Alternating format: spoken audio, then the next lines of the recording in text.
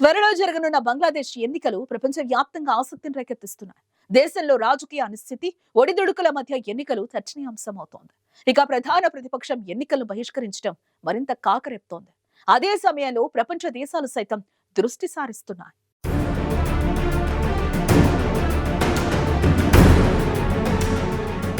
బంగ్లాదేశ్ లో ఎన్నికలు సమీపిస్తున్న నేపథ్యంలో ప్రపంచంలోని శక్తివంతమైన దేశాలన్నీ తమ ప్రభావం చాటుకునే ప్రయత్నంలో ఉన్నాయి. రాజకీయాలకు మించి అనిశ్చితి, అనేక ఒడిదుడుకుల నడమ ఈసారి ఎన్నికలు జరగనున్నాయి. దేశంలోని ప్రధాన ప్రతిపక్ష పార్టీలైన బంగ్లాదేశ్ నేషనలిస్ట్ పార్టీ, జమాతీ ఇస్లామీ ఈ ఎన్నికలను బహిష్కరించడంతో ఈ అనిశ్చితి మరింత పెరిగింది.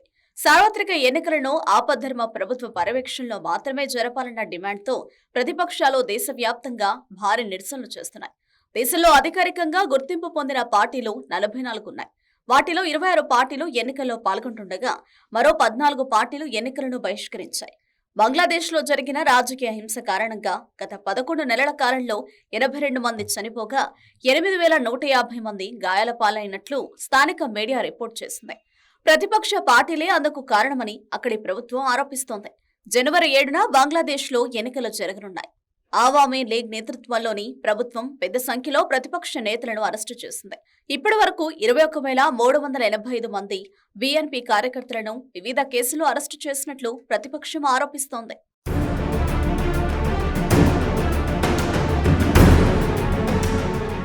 ఈ నేపథ్యంలో అక్కడ జరుగుతున్న పరిణామాలు ప్రపంచ రాజకీయాల్లో అసాధారణ సమీకరణాలకు దారితీశాయి. స్వేచ్ఛగా, నిష్పక్షపాతంగా ఎన్నికలు జరగాలని డిమాండ్ చేస్తున్న బీఎన్పీ డిమాండ్కు అమెరికా మద్దతిచ్చింది. ఎన్నికలకు అంతరాయం కలిగించే వారికి వీసాల మంజూరీలో ఆంక్షలు కొనసాగుతాయని హెచ్చరించింది.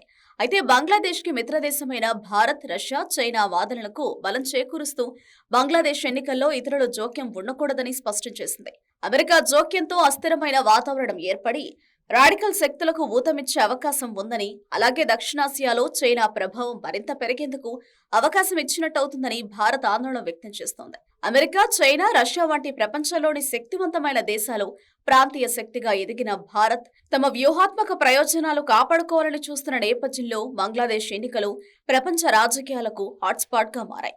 ఈ ఎన్నికల్లో చరిత్ర పునరావృతమవుతోంది. ఎందుకంటే అమెరికా మళ్లీ ఒంటరైంది. 2014 ఎన్నికలకు ముందు కూడా షేక్ హసీనా దేశ అత్యున్నత పదవి చేపట్టేందుకు చైనా, రష్యా, భారత్ అంగీకరించినట్లు చెబుతారు.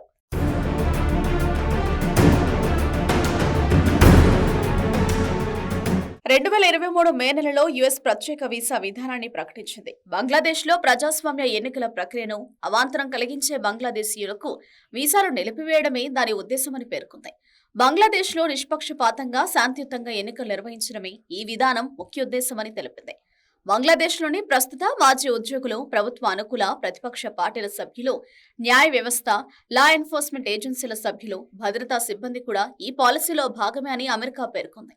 అయితే వీసా ఆంక్షలపై స్పందించిన బంగ్లాదేశ్ ప్రధానమంత్రి షేక్ హసీనా అమెరికా ఆంక్షలు అసంబద్ధంగా ఉన్నాయన్నారు. దేశంలో స్వేచ్ఛాయుత, నిష్పక్షపాత ఎన్నికలు నిర్వహించేందుకు ప్రభుత్వం నిబద్ధతో ఉందని బంగ్లాదేశ్ అధికారిక ప్రకటన విడుదల చేసింది. అయితే ఈ విషయంలో అమెరికా చర్యలను చైనా, రష్యా వెంటనే ఖండించాయి. ఇటీవల ఒక దేశం మానవ హక్కులు, ప్రజాస్వామ్యం, బంగ్లాదేశ్లో నిష్పక్షపాత ఎన్నికల గురించి మాట్లాడుతోందని, కానీ ఏకపక్షంగా వీసాలపై ఆంక్షలు విధించిందని అమెరికా పేరెత్తకుండానే చైనా రాయబారి యోవెన్ విమర్శలు చేశారు.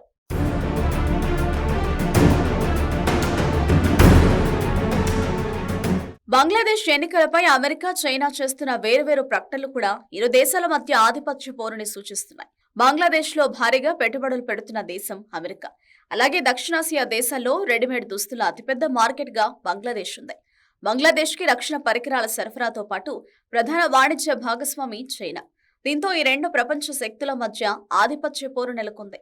హసీనా ప్రభుత్వంపై ఒత్తిడి పెంచడం ద్వారా బంగ్లాదేశ్పై చైనా ప్రభావాన్ని తగ్గించడమే అమెరికా ఉద్దేశమని ఇండియన్ మీడియా చెబుతోంది. మరోవైపు రష్యా కూడా బంగ్లాదేశ్తో సంబంధాలను బలోపేతం చేసుకుంటోంది. గత 5 దశాబ్దాలుగా ఎన్నడూ లేనిది ఇటీవల బంగ్లాదేశ్కి యుద్ధ నౌకను కూడా పంపింది. అమెరికా ఎన్నికల్లో జోక్యం చేసుకోవాలని చూస్తోందని కూడా రష్యా ఆరోపిస్తోంది.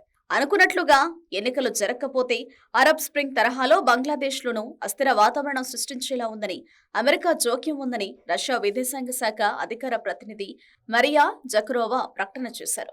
గత సెప్టెంబర్లో తొలిసారి ఢాకాలో పర్యటించిన రష్యా విదేశాంగ మంత్రి సెర్గీ లావ్రోవ్ అమెరికా చర్యలను ఖండించారు.